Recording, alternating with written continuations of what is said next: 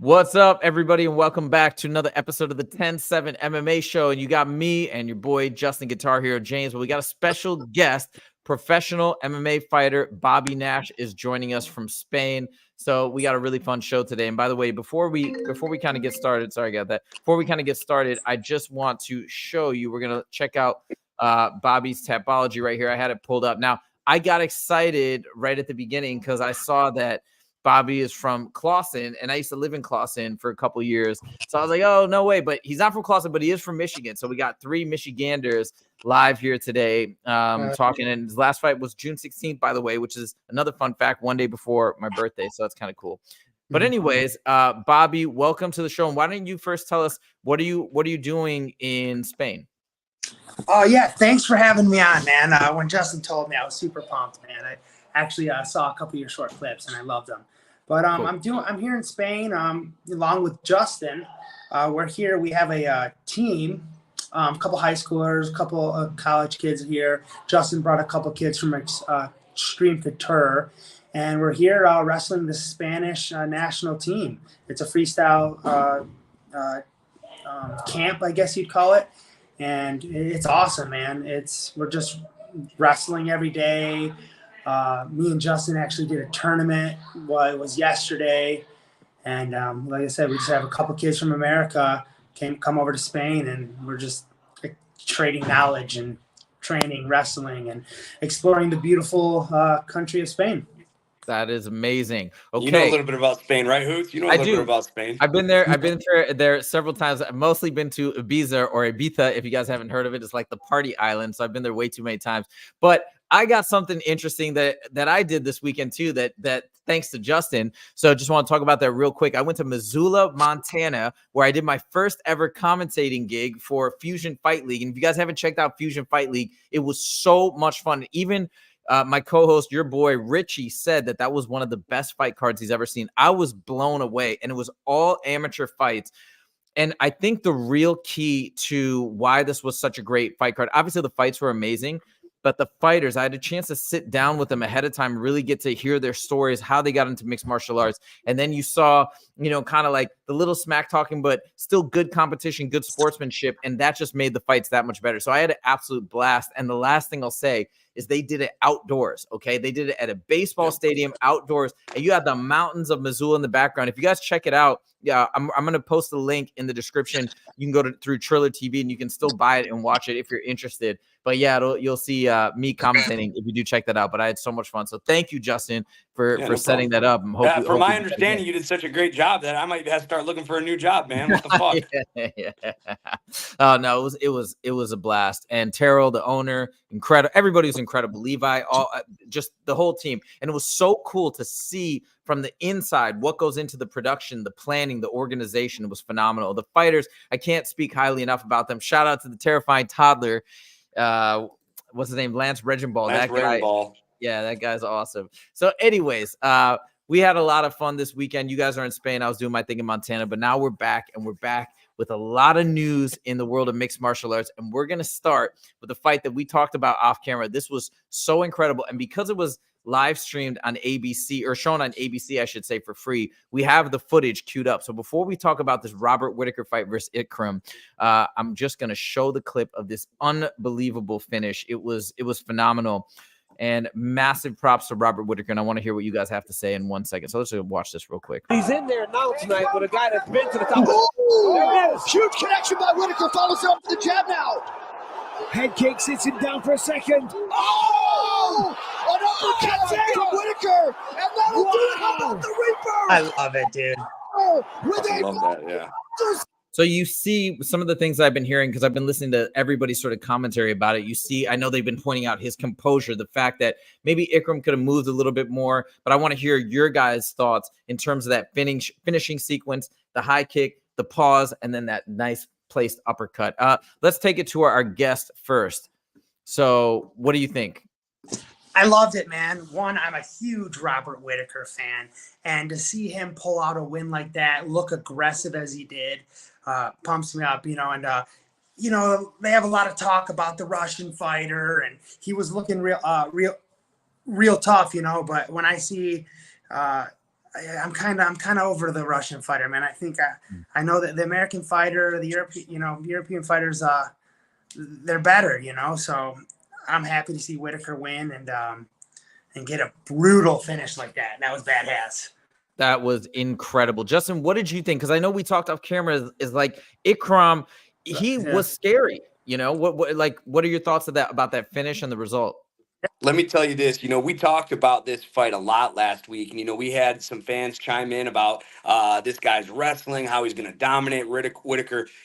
Robert is a fucking dog. We talked about him taking this fight on short notice. He had everything to lose in this fight. He had barely anything to gain. He's going against an N-ranked guy, supposedly has stellar wrestling, obviously from Dagestan, from Russia, has killer wrestling. And for Robert to go out there and do what he did in the time he did it is just pure insane. Robert Whittaker has become one of my favorite fighters. He's an old school dog. He comes from that old school mentality that, we talk about being phased out. I believe me and Bobby are the same age. We're both 34. We're of that old school dog of anywhere, anytime, anybody. And Robert Whittaker still plays this. A lot of fighters would have turned this fight down. Really short notice. Again, hardly anything to gain besides, a paycheck. But from a ranking standpoint, he doesn't have much to gain here. Nobody knows who this guy is. He's very tough. Robert Whittaker, I'm going to reiterate it, and I don't care if people get sick of me saying it. He's a fucking dog, and he just truly represents to me what an MMA fighter or a BMF fighter really represents. Yeah, any person, any place, anytime, that motherfucker shows up and put hands on people. Now, one thing I do want to check, this might be one of the biggest differentials in terms of ranking for somebody as highly ranked as Robert Whittaker to fight, especially a former champion.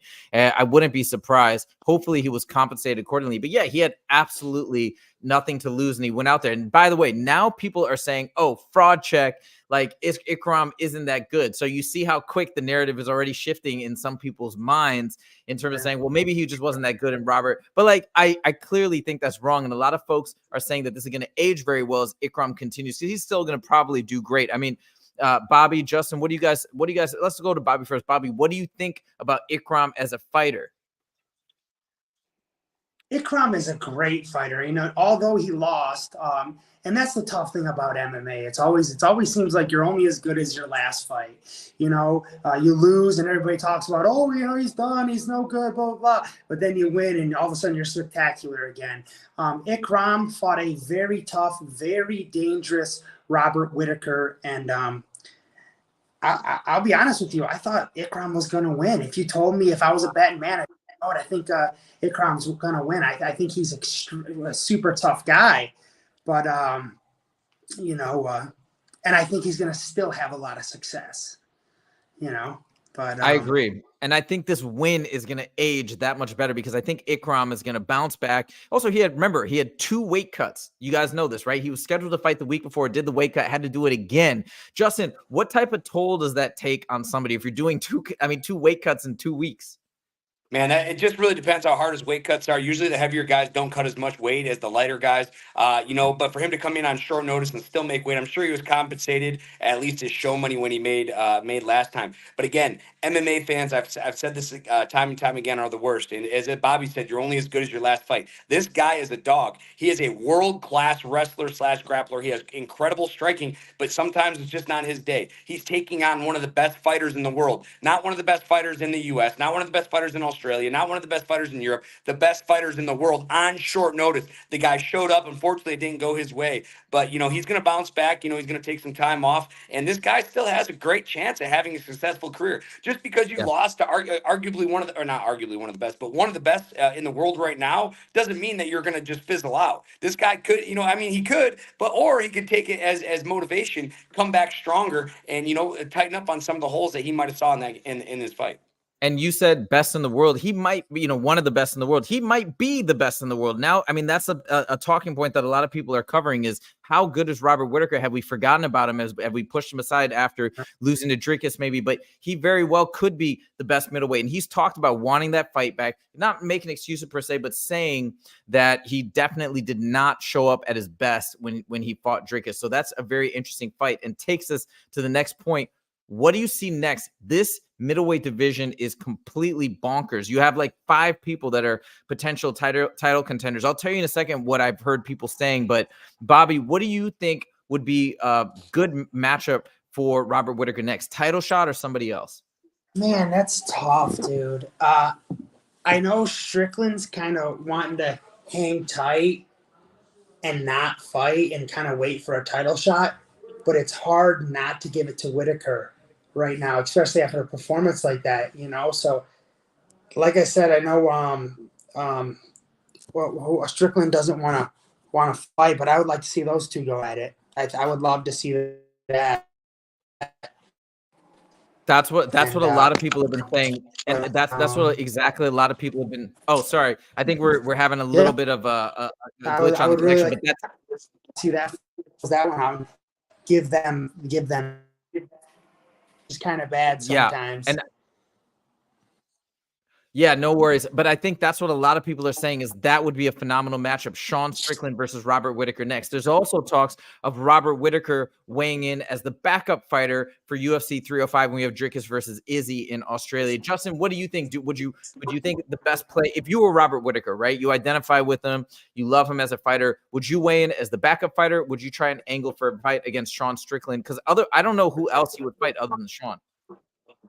Well, here's the thing. When you weigh in as a backup fighter, you're getting your show money. So, I mean, essentially, that's a free paycheck. So if I'm Robert Whittaker, I'm weighing in. I'm keeping my weight low. I'm staying ready because things in MMA happen fast. Guys, dude, one of the title contender or the champ could roll out of his bed and blow his back out. I mean, fuck, Bobby did a wrestling match against this fucking killer the other night, gets in a single leg, he picks him up, fucking blows his back out in the middle of the match, continues the match, goes a whole nother period. So, and just to talk about anything can happen in training, anything can happen in practice, anything can happen getting out of bed, walking to the street. So if I'm Robert Whittaker, I'm taking this time and I'm telling myself that I get a title shot. Yeah. I'm keeping my weight low. I'm training as if I'm getting ready for this fight. And if someone falls out, because again, I'm going to say it again, things happen fast in MMA, especially in training. Anything can happen. Somebody could get hurt. He steps in. Next thing he knows, he's the champ. And then Sean Strickland is coming up. Now, the Robert Whittaker versus Sean Strickland matchup is an incredible matchup. Sean, you know, he's my homeboy. He's my teammate. He's a guy that I look to in confidence and talk to in confidence about my career. Man, I'm going to take my personal relationship out of it with Sean. I want to see Sean fight Robert Whittaker. Sean is going to get in his Philly shell and he's going to walk. I want to see him walk Robert Whittaker down, man. And I mean, that's a tall task to say. Yeah. Wow. That would be an incredible fight. Go ahead, Bobby, jump in there. I was just saying, I would love that to see that fight. Watch, with how aggressive and brutal that finish was with his last fight. If him going against the very the tough Strickland, and that how he fights, and he's a pressure forward. And after the performance that Whittaker just had, man, I would love to see how that pressure forward works, against Whittaker, or works against Strickland. That would be exciting, dude. Think about when we were when I was getting ready for my last fight. Were you in the gym before the weigh-ins watching the guys go? No. Okay, so Sean, I'm sitting there. I make weight.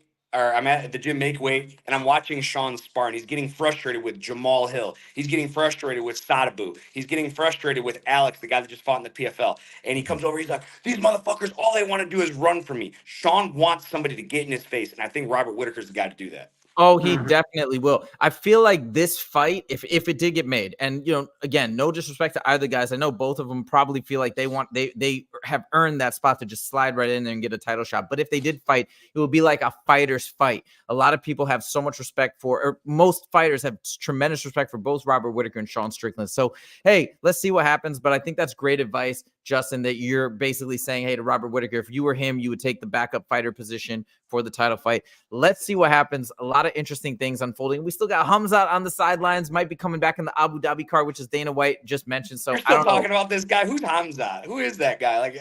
Who is this guy? Will be greatest of all time. I'm still going to say that as long as he can get healthy. Let's go, Hamzat. Got to get in the cage, man. I know. Not a lot of activity.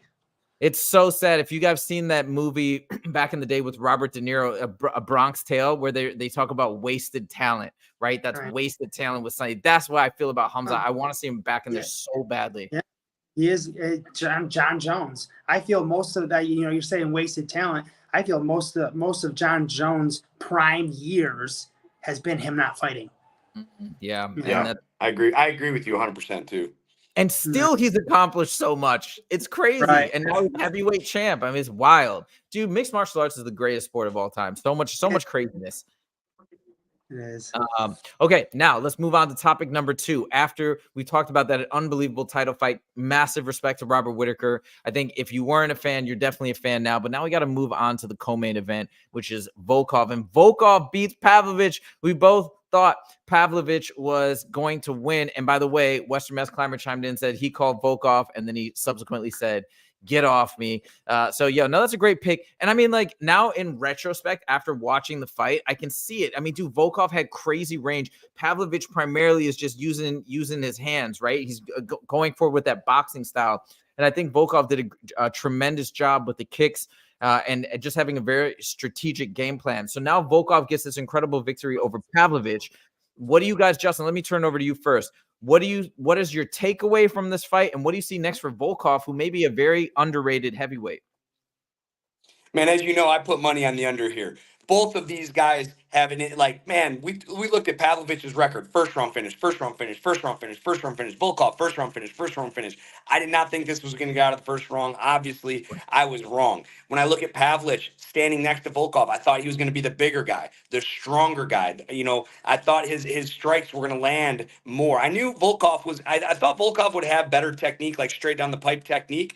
But again, Pavlovich is so big and strong. I figured it'd only take one, and I didn't think Volkov, especially, you know, after seeing, you know, Derek Lewis knock him out with one punch. You know, man, dude, Volkov is the real deal, man. I've been very fortunate. I shared a couple cards with him. I fought on a couple undercards of him. This guy is an incredible fighter. He's an incredible human being, and he's putting everything together at the right time. I'm really excited to see what happens for this guy's future. And Derek Lewis, you know, in Volkov's defense, by the way, that was after a long, hard-fought fight. And as I remember correctly, it was like a downward trajectory punch that banged his head off the canvas. That's my recollection. So it was like a really just freakish punch that knocked him out. But yeah, Volkov is so good. And McGregor did an entire piece on Volkov and just how underrated he is and just how phenomenal he is. I think he lost to Tom Aspinall, but he's just smoked everybody else. Yeah. So, Bobby, what do you think should be next for a fighter like Volkov in that division?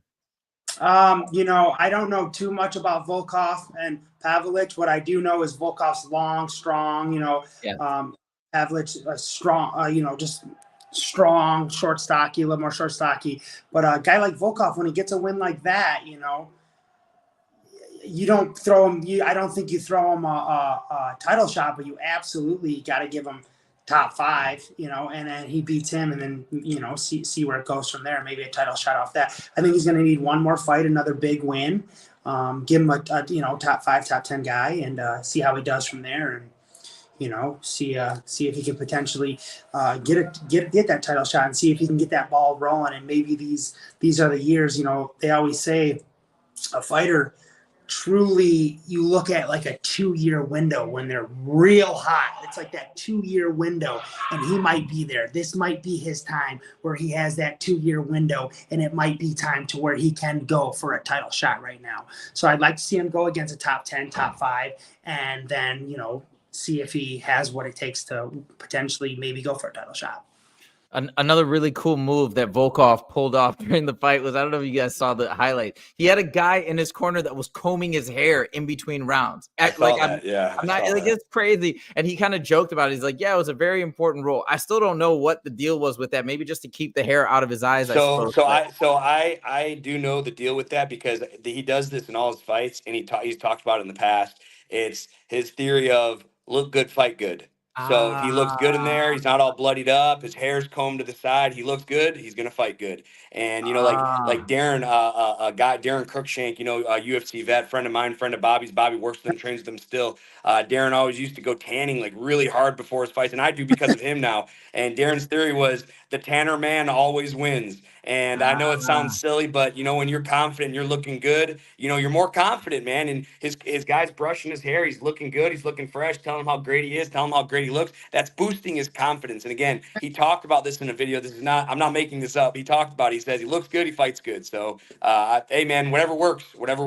It's not silly, and I'll tell you why. When I was in law school, in my first year of law school, and I was going into my final exams, that was something that was told to me by older students. You basically dress for success. So you know me, even back then, okay, I was going to class in full sweats. This is before like people were doing athleisure wear all the time. So I just looked like a lunatic every day. But for my finals, I dressed up in khakis and a button down and got all professional. So I did the same thing. I totally get it. You fucking would. Well, only You that would. first I know you semester. would too. Then I gave up on that. But I mean, it was I did the exact same thing. So I totally get it. All right. So we see Volkov pulled out. And by the way, for everybody that's on live right now, thank you so much. If you could give this video a like, we'd really appreciate it. Make sure to subscribe if you're new to the show. You see, we're just having a lot of fun here, chopping it up about our favorite sport in the world. So we talked a lot about Volkov, unbelievable. But Pavlovich was the scariest guy in the division. Now he suffers back-to-back losses. Obviously, Tom Aspinall, and it was a short notice fight. That was Tom Aspinall is Tom Aspinall, right? So he got knocked out in the first round. And then he had this hard-fought fight with Volkov back and forth. Volkov definitely clearly won. But what do you see Pavlovich's mental state now, and where do you think he goes next? Bobby, let me turn it over to you. Oh, Pat, yeah. I mean, coming off 2 losses is tough, man. It is. It's real tough coming off 2 losses. You know, shoot, I've been there. I've come off, 3 losses, and I think he needs to take time. Train. And come hungry. I don't think he take lesser opponents. I think you should still fight dogs because, you're, like I said, you're only as good as your last fight. But, take a little time off and really focus on what you need to work on. Look at these last 2 fights, and they always say you learn more when you lose, right? You learn more when you lose. But really focus on what the mistakes you had, try to clean them up, and, jump in there against a tough guy. Don't take a lighter opponent. Take a tough motherfucker, and take your time. Take 6-9 months, and go in there and try to fucking whip some ass, dude. Because don't go backwards. Go forward. Even though you got those 2 losses, don't go backwards. Go forward. And Justin, do you, in your mind, do you still feel just as confident? Because we both picked Pavlovich, and we were both really high on Pavlovich. Do you still feel super high on him, or do you feel like there's some things he needs to work on? What do you think? So here's, coming off losses, I'm very familiar with coming off losses. And as you gain momentum, whether it's in winning or losing, you look at his record, first round finish. He had 8 first round finishes in a row. And we're not talking about the regional scene. We're not talking about the WXC. We're talking about in the UFC. This guy is getting first round finishes in the UFC. Now he goes and has back-to-back losses. Now, something that really stood out to me that wasn't in the fight, but after the fight. After the fight, now I've had some animosity with opponents. Actually, I fought one of Bobby's, and Bobby's very humble. He's not going to talk about it, but he was a state champion wrestler, and he wrestled Division I at Michigan State. One of his teammates, Troy Lamson, him and I had a lot of beef going back and forth. We talked shit about each other, and we were heated and this and that. But after the fight, Troy showed me a tremendous amount of respect. I showed him a tremendous amount of respect. We have that respect for each other. Now, the point I'm trying to make here is after the Pavlovich-Volkov fight, Volkov went over to Pavlovich to put his arm around him and be like, hey, man, good fight.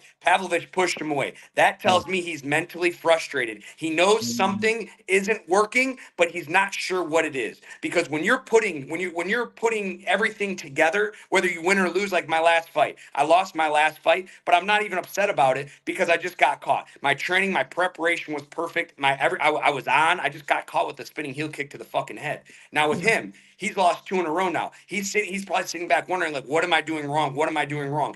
After that post-fight antics of pushing Volkov away as he tries to tell him good job, that tells me he's frustrated and he's not sure what's going on. Why are things not going his way right now? That tells me he's going to have some trouble. If he doesn't figure out these mental monsters, like when I was in the UFC, the UFC has an incredible amount of tools. I would go talk to a sport therapist at least once a week, if not twice a week, to try to clear these mental monsters. I really think Pavlovich, you look at his physical, like we talked about before the fight. He looks great. He's powerful. He's big. He's strong. He's a great fighter. But something is amiss right now. And I don't think he knows what it is. And I think that's why he brought frustration into the ring after the fight. And until he figures out what that hole is that he's missing, he's going to keep losing fights.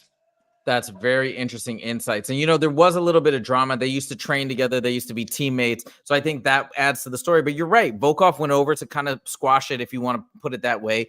And it looks like Pavlovich was still upset. And that's very interesting. That probably is symptomatic of some sort of deeper frustration. So that's fantastic insights. We wish the best of luck for both fighters. But huge congratulations once again to Volkov. What a legend. All right, now moving on to our next fight. This is a weird one, okay?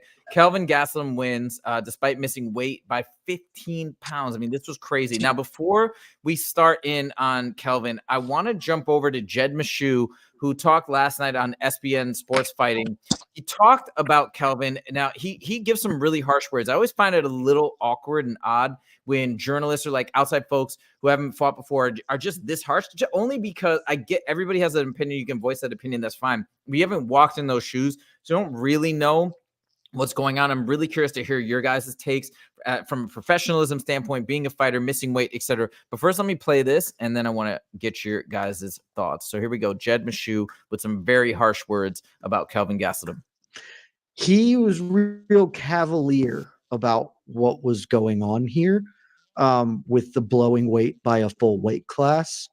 And then, comes out post-fight speech and says the same stuff he said a million times and just like deeply unprofessional and like to a point that it almost seems like he's going for the Chael Sonnen wink wink. I was on more juice and Tropicana stuff. But like this isn't a funny, clever, charming thing. It's actually just like real shitty. So really bad week from him.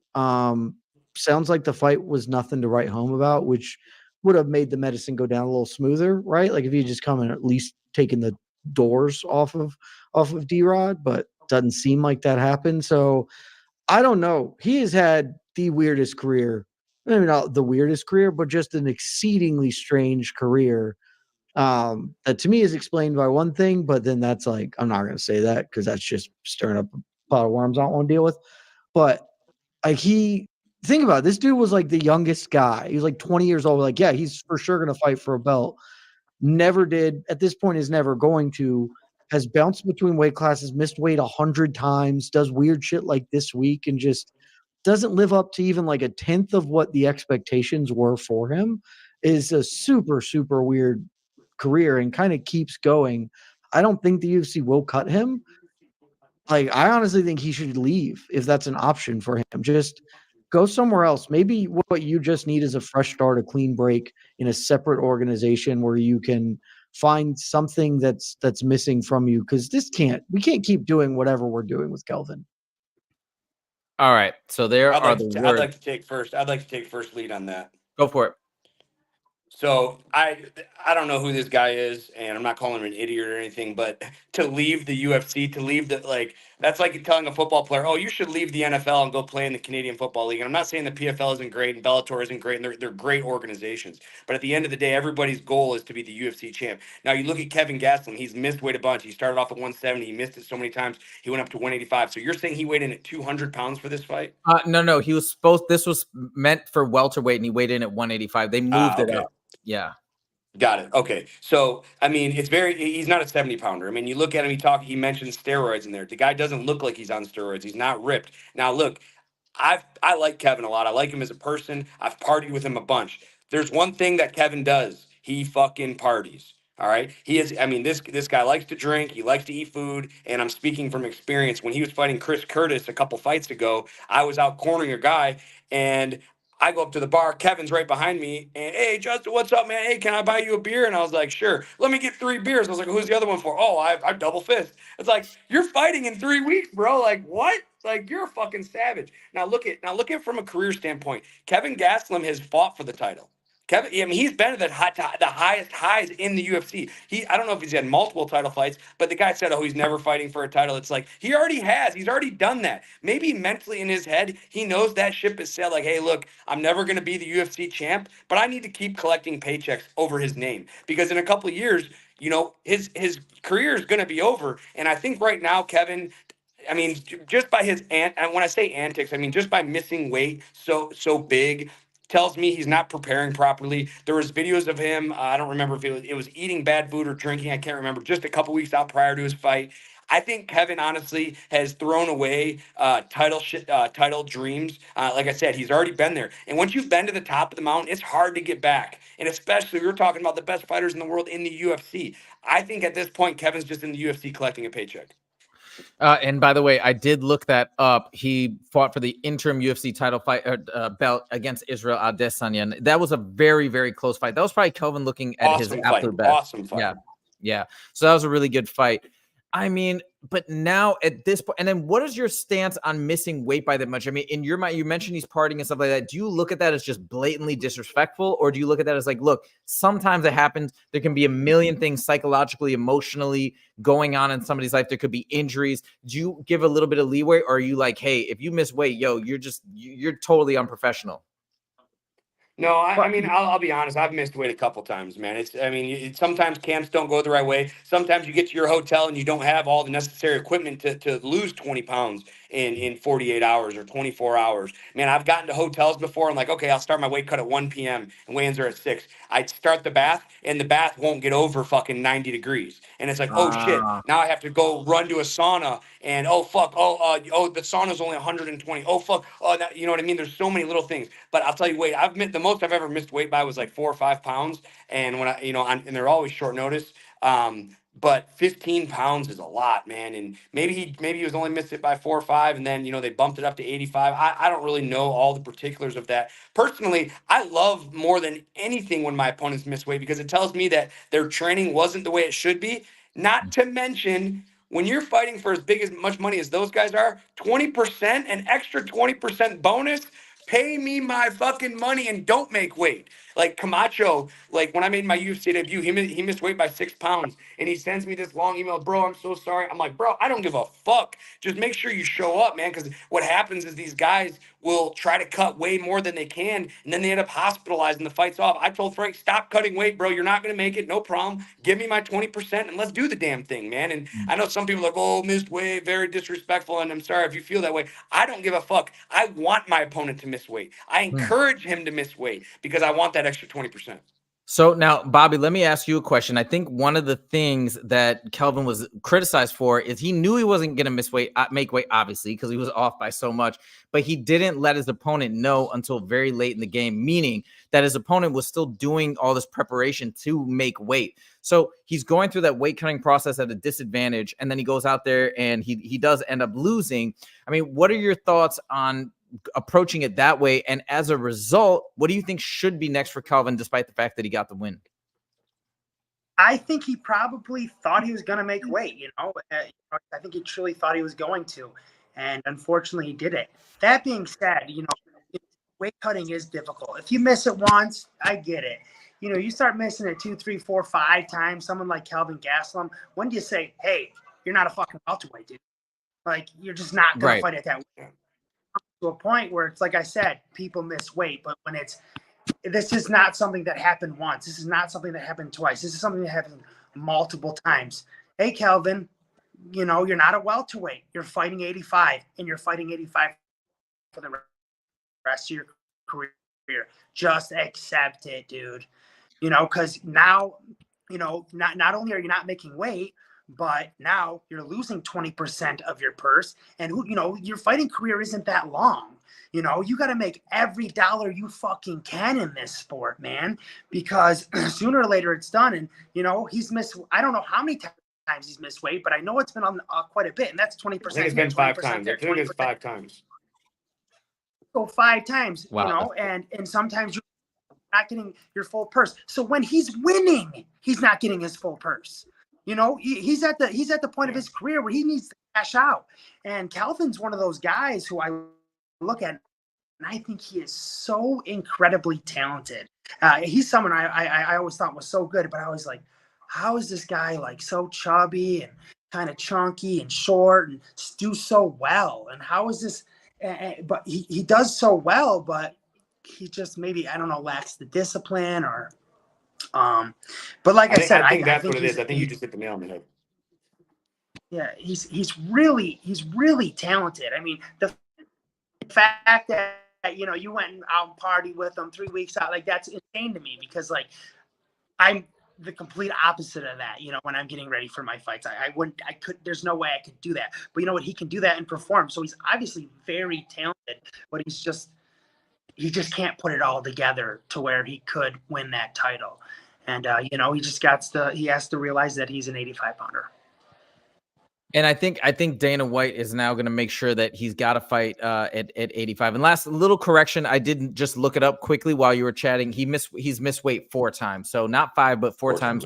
That's still quite a bit, obviously. But all right, well, anyways, still we'll give a congratulations to Kelvin Gastelum and hope to see him back at the 185 division, maybe where that's a better fit for his weight and for his training and all that stuff. So let's see what happens. But now we're moving on to big news. Well, sort of big news. I don't know. Depends on how you feel about this fight and all the antics and drama that's been going on. But finally did come out. We finally heard officially what the injury is with Conor. There's so many conspiracy theories. There's still conspiracy theories going on that he's lying about the injury, this and that. Even after multiple people have come out and talked about it. Even Joe Rogan has come out since and said, yeah, he knew about the injury ahead of time before it was released to the public.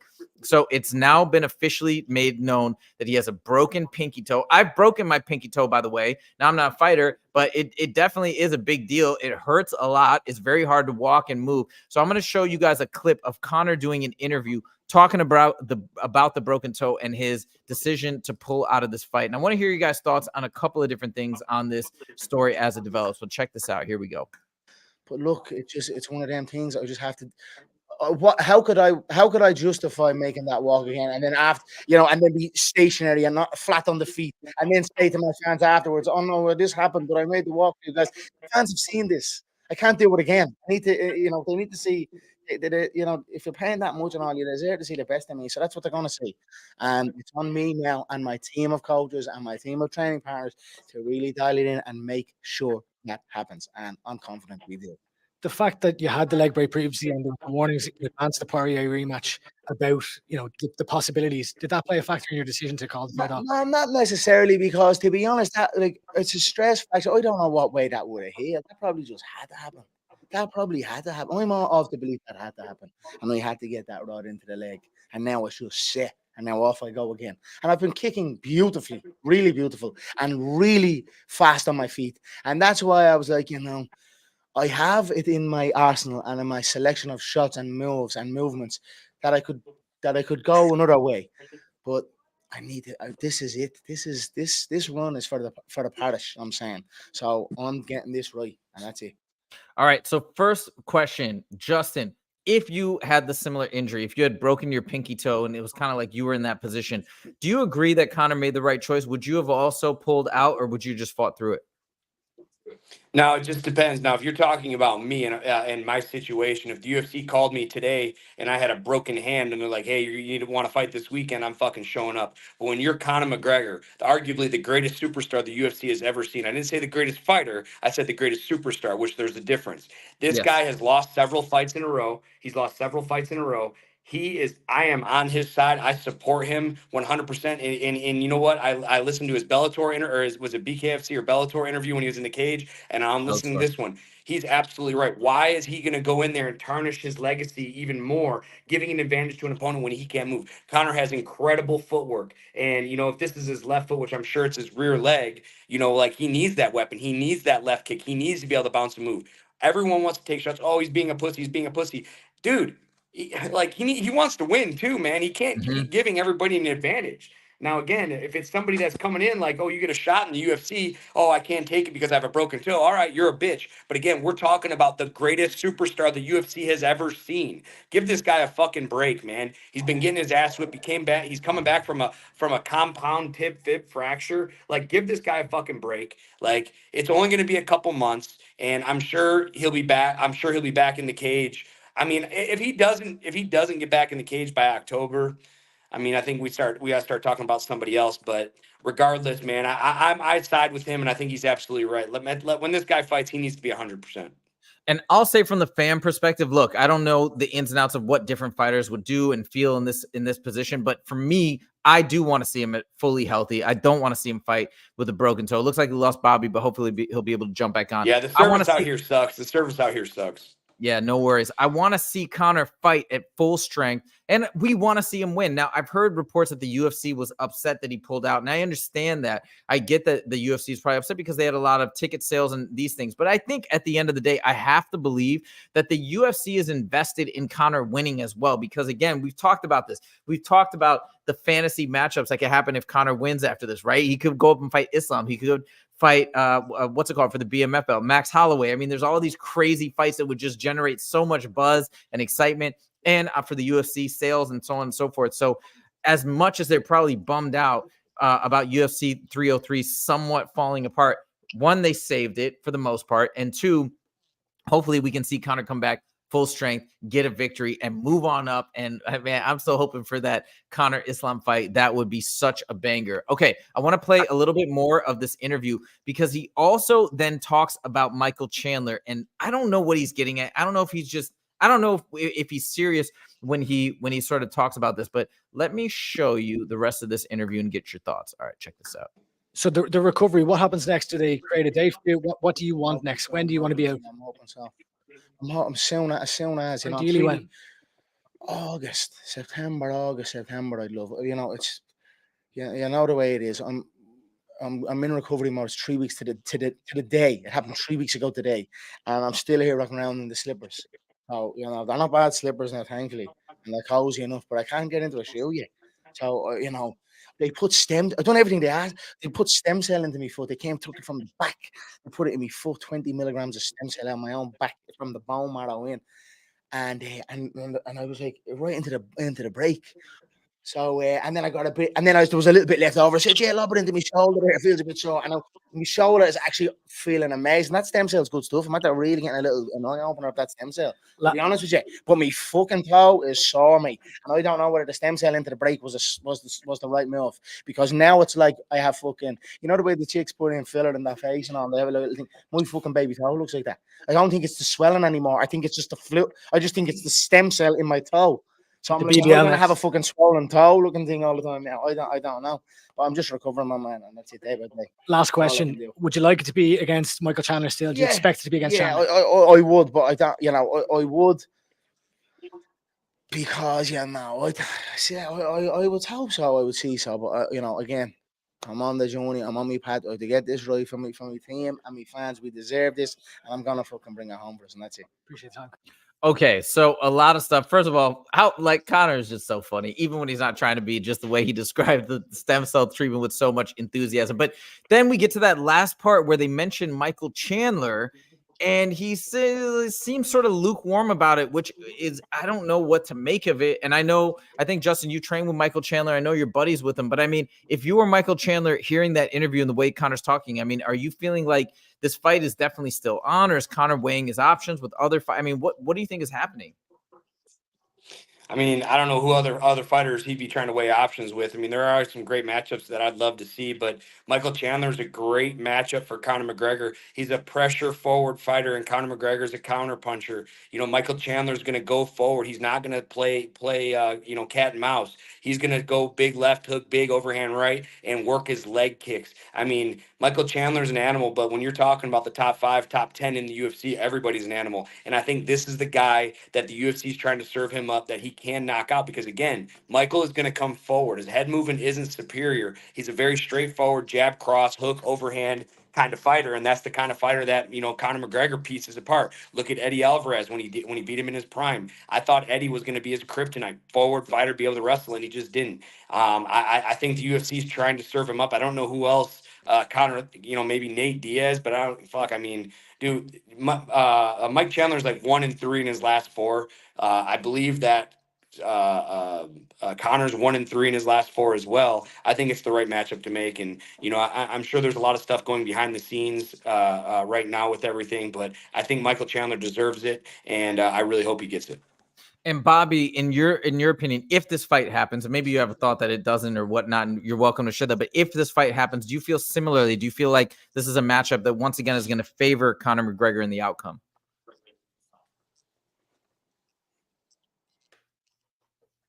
If this fight happens, and I really hope it does, I'm a huge Michael Chandler fight. But if you're good. Fight does happen, That's the fight I want to see. That's the fight I want to see. But a big reason on why Conor McGregor is like, oh, I don't know if I want. Maybe I'll fight someone else. He's like that because Conor McGregor knows he has all the leverage. He has leverage. He can, a lot of these fights don't have the luxury of like kind of picking and choosing. So like someone like Conor McGregor. But again, like Justin was talking about, stylistically, it's a pretty good fight for Conor McGregor. I think Michael Chandler is really tough, and I think Conor McGregor is going to have with any of the top 10 guys, top 10 in the division. But stylistically, a guy like do I keep breaking out? You keep like yeah, a little bit, my just a service little kind of bad, bit, guys? little bit. it's Yeah, a little, just a little bit. It's okay. choppy, but we're hearing you. Yeah, my bad, dude. I don't know if it's my service or what, man. No worries, But no yeah, worries. like I'm just touching bases. What Justin would say, stylistically, it's a great fight for Conor McGregor. Yeah, and of course, I'm dying to see it. I've talked about it so much on the show, and I'm dying to see what he can do. A lot of people are saying, even one of his, well, not training partners, but somebody that fights out of their gym, Johnny Walker, right, also trains with the same head coach. He's been saying that Conor's been looking great. Obviously, like he's gonna obviously big up his teammate, but it sounded sincere. It sounds like Conor is looking good. He's looking strong. He's ready to go. So we hope this fight happens. He's saying August or September. Dana White's not being committal about anything. He wants to see when he's recovered. But let's hope, man. I hope this fight goes down by the end of the summer so we can still see Conor come back in the fall. All right, moving on to the final topic today. There's a lot of stuff, a lot more stuff to talk about. But in the interest of time and just keeping the show to 5 topics, we, Shara Bullet had that incredible victory. We have a lot of other moving pieces and parts to talk about. We're going to talk about UFC 303 on Friday. We're going to do a rundown of all our favorite fights there. But the last story of today's show has to do with a non-MMA fight. We're talking about Jake Paul versus Mike Perry. So this is a wild one. I talked about this a little bit on a video that I made on my own, giving my prediction of what I think is going to happen, but I'm really curious to hear what you guys think. First, I'm going to take it over to Mike Perry talking about this fight, and then we'll get you guys' thoughts. Let's have a good fight. That's what I'm in it for. I want to have a banger. I want to fucking punch you in the face. I want to get punched in my face. I want to hit you harder. And I want to get my hand raised. Let's not skip a beat here. I'm in this to win this, and I'm very passionate about it. I'm very intense about it. I can't control it. I do my best to be a professional and follow all the guidelines, as well as be who I am. And I'm an energetic pro fighter who works out every day of my life and jumps up and down. Obviously, he's working out too. Whatever, man. We can have similarities and we can have differences, but when we get in the ring, I'm truly different. Yeah. All right. So just such a cool promo that Mike Perry cuts there. But my thoughts are Mike Perry obviously has been super dominant in bare knuckle. Justin, you've talked before about, because I didn't really understand the nuances and the differences of bare knuckle. I really didn't. I enjoyed the fights, but when you explained to me that you can utilize grappling, wrestling, feet position, feet movement in a different way because you can now use your hands and they're free. You can't rely on your guard as much, right? Because you don't have the big gloves. So all these little nuances that separates the two sports, even though Mike Perry is an amazing boxer. When I gave my thoughts, I just still feel like Jake Paul's got an advantage. He's probably going to win because he's training specifically for this fight, this type of fight. But Justin, what do you think about this fight? What do you think about Mike Perry's odds? I like Mike Perry a lot, man. I've been following him in the BKFC. He's a very, very humble person. I know some people say he's arrogant, cocky dude. The guy's fucking really cool. I've met him a couple times. I've seen him fight in BKFC a couple times. He's a fucking savage. Now, when we talk about mentality, he is superior to Jake Paul on the mental side. But Jake Paul has been preparing to fight at heavyweight against a heavyweight. Mike Perry is not a heavyweight. And unfortunately for Mike, I think, especially with these big gloves on now, you do bare knuckle, Mike Perry sleeps him. But the problem is with these, 12-ounce gloves, 14-ounce gloves, 10-ounce gloves, I'm not sure what size gloves they're wearing because 10. we have a weight discrepancy here. 10 Jake ounce. Paul is 10 ounce? Yep. Okay, so Jake Paul is exceptionally bigger than Mike Perry. You know, and if Mike Perry even weighs in similar, it's not going to be muscle mass like Jake Paul's been putting on. Putting on 10-ounce gloves compared to bare knuckle is a lot. And Jake Paul, I think being the bigger guy, will be able to absorb those punches because he has gloves on. And Mike Perry won't have as a dominant. I mean, like I said, from an aggressive standpoint, from a bare knuckle brawler standpoint, Mike Perry all the way. But unfortunately, I think Jake Paul is just going to be too big for him. I tend to agree with you. By the way, Western Mass Climber says if Jake has decent defense, he wins. I can see that as well, just because of some different strategies in there. Bobby, you know, what are your thoughts on the matchup, and how do you see this playing out?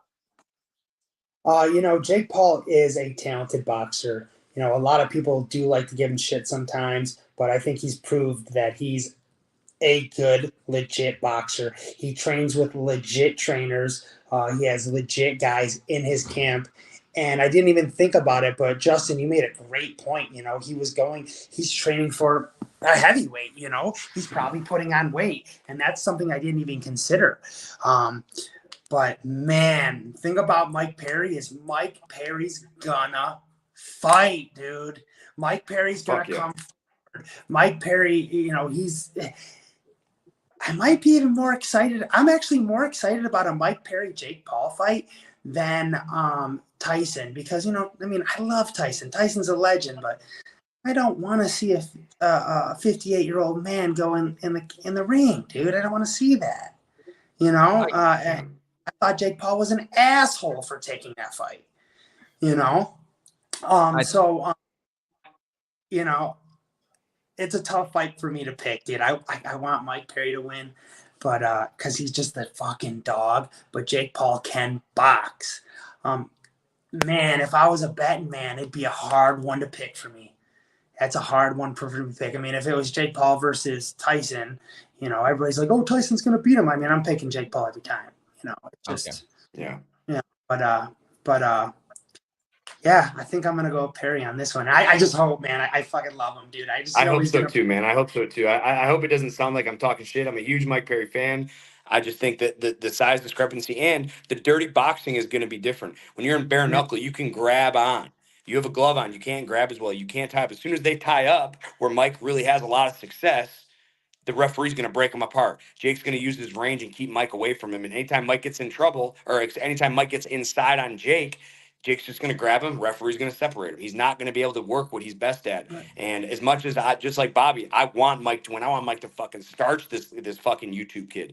But to his credit, to like Bobby's saying, this guy, Jake Paul, is a millionaire. He's a millionaire without boxing. He can dedicate his life to this. He can wake up. He can pay the best trainers in the world. Then he comes home. He has the best meals, nutrients in the world, with the best meals that he can pay for. And then he goes and trains with the best trainers in the world, back to his nutritionist, back to his supplements. This guy, when you have an unlimited amount of money and you can dedicate every minute, like for Bobby, he works a 9 to 5 besides fighting. I mean, imagine the difference of if you. What's that? Yeah, I was just saying that how you work a full-time job and train. Imagine if all you had to do was train and you had perfect recovery all the time. A lot of things would be different. And Jake Paul has that. And unfortunately, I think that's where he's going to have a lot of success. And Western he can fight. He can fight. He can fight. And I like to give him a lot of credit and a lot of props, even though a lot of people talk smack about him, because I always identify with Jake Paul as just a regular guy, not a regular guy, obviously, right? But like somebody like me who's a fight fan and just trains so hard and turns themselves into a fighter. It's unbelievable. But Western Max Climber is asking what's the weight for this fight. I do remember, I think it's like 2, I can't remember exactly, but I know Mike Perry is basically like bulking up a little bit to meet Jake, whatever that weight class is.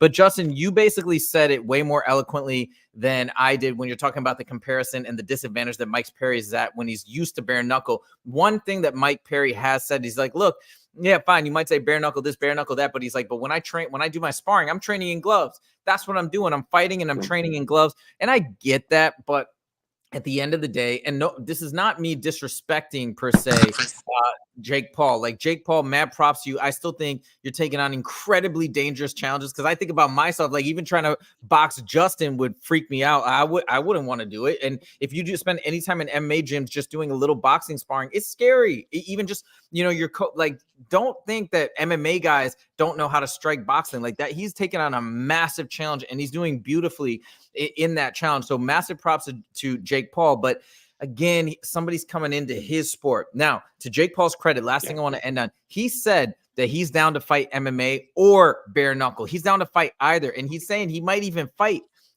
Mike Perry in mixed martial arts or bare knuckle. So massive credit to him that he, at least he said, I believe him, that he's willing to go over and do that in outside of this zone that he's so comfortable in. Justin, let's end it on this. What do you think will happen with Jake Paul versus Mike Perry, given the size difference and all that, in bare knuckle? I think Mike Perry handles him just like he's handled every other motherfucker that stepped in the squared circle against him, man. I think bare knuckle is his realm. I think the range won't matter in bare knuckle because Mike Perry's going to get his head on his chest, take away all his range in dirty boxing there. Now, if we're talking about MMA, that would be an interesting one, and here's why. A lot of people don't know this. Jake Paul, it was a wrestling state champion in Ohio. Ohio has killer wrestlers. He was a state champion. His brother, I think, was a state champion as well. With that transition to MMA, Mike might have some problems. When it comes to bare knuckle, though, Mike Perry all the way. No questions asked. All right. Well, I cannot wait. I hope that happens. But I'm excited about this fight, too. I want to see what happens with the boxing match. And the build-up's going to be amazing. They did an incredible duo together, kind of a back and forth on the MMA Hour last week, which was so funny. They talked so much good smack. So let's see what happens. Bobby, thank you so much for joining today. It was a pleasure to have you. And you guys... Go ahead. Go ahead. I think it's something... Thank you for having me. I'm sorry being in Madrid, man. My service is all tore up. I'm constantly getting out. So I apologize for that. But, man, it's been awesome listening and being a part of the show. Well, yeah, absolutely. Thank you so much. We love having fighters on. We hope to have more fighters on. Guys, if you guys are checking this out right now, make sure to click that like button. If you did like the show, we really appreciate it. It's helping with us grow. Every time we get that extra engagement, it's amazing.